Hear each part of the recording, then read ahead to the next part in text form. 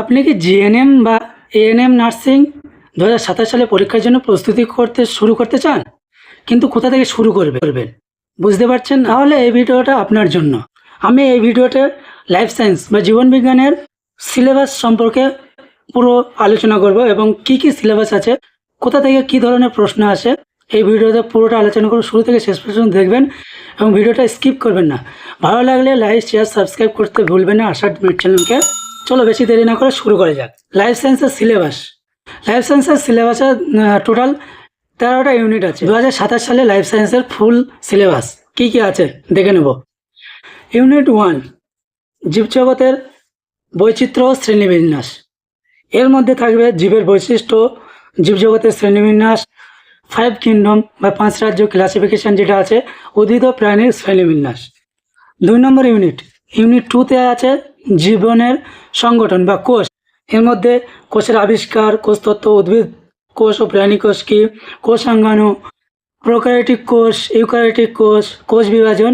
Unit 3তে আছে উদ্ভিদের জীবন প্রক্রিয়া। এর মধ্যে সালোক সংশ্লেষ, 2 নম্বর শ্বসন, উদ্ভিদের পরিবহন তন্ত্র, উদ্ভিদের রেচন, উদ্ভিদের বৃদ্ধি ও চলন, এই সমস্ত পার্টগুলো আছে ইউনিট 3তে। ইউনিট 4 মানবদেহের জীবন প্রক্রিয়া, পরিপাকতন্ত্র আছে, শ্বসনতন্ত্র আছে, রক্ত সংবহনতন্ত্র আছে, লসিকাতন্ত্র আছে, রেচনতন্ত্র আছে, এই পার্টগুলো আছে ইউনিট 4তে। ইউনিট 5 আছে সমন্বয় ও নিয়ন্ত্রণ। এর মধ্যে স্নায়ুতন্ত্র, নিউরন, মস্তিষ্ক, সুষুম্নাকাণ্ড, পরিবর্তক ক্রিয়া, অন্তঃক্ষরা গ্রন্থি ও হরমোন, এই সমস্ত পার্টগুলো আছে। ইউনিট 6 এটা হলো প্রজনন। কি কি জনন আছে? অযৌন জনন, যৌন জনন, ফুলের প্রজনন কি, পরাগায়ন, নিষেক, মানব প্রজনন কি, ঋতুচক্র, এই সমস্ত পার্টগুলো আছে। ইউনিট 7-এ আছে বংশগতি ও বিবর্তন। ইউনিট 8-এ আছে মানব স্বাস্থ্য ও রোগ। ইউনিট 9-এ আছে পরিবেশ ও বিজ্ঞান। ইউনিট 10 উদ্ভিদ জগৎ। ইউনিট 11 আছে প্রাণী জগৎ। ইউনিট 12 আছে জৈব প্রযুক্তি এবং ইউনিট 13 লাস্ট অভিযোজন ও বিবর্তন। এর মধ্যে আমাদের জিএনএম এর সব থেকে বেশি প্রশ্ন আছে এই সমস্ত পার্ট থেকে, উদ্ভিদ ও প্রাণীর শ্রেণীবিন্যাস থেকে।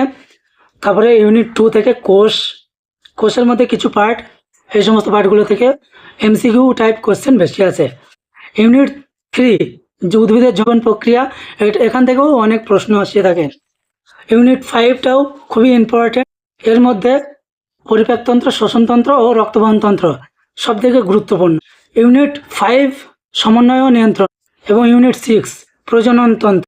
ইউনিট 7, ইউনিট 8, ইউনিট 9 এবং ইউনিট 13 এগুলো খুবই ইম্পর্টেন্ট। ভিডিওটি হেল্পফুল মনে হলে লাইক শেয়ার সাবস্ক্রাইব করতে ভুলবেন না।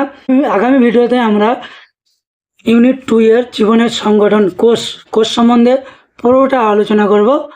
আপনারা ভিডিওটা স্কিপ না করে পুরোটা দেখতে থাকবেন। দেখা হচ্ছে আগামী ভিডিওতে। আমাদের সঙ্গে যুক্ত থাকবেন, লাইক সাবস্ক্রাইব করতে ভুলবেন না আশাদ মিট চ্যানেলকে। আরও তথ্য পেতে আমাদের সঙ্গে যুক্ত থাকবেন এবং কী ধরনের ভিডিও চাই কমেন্ট বক্সে অবশ্যই জানাবেন এবং সম্পূর্ণ ডিটেলস আমরা পরের ভিডিওতে আলোচনা করব। আপনারা ভালো থাকবেন, সুস্থ থাকবেন। অসংখ্য ধন্যবাদ।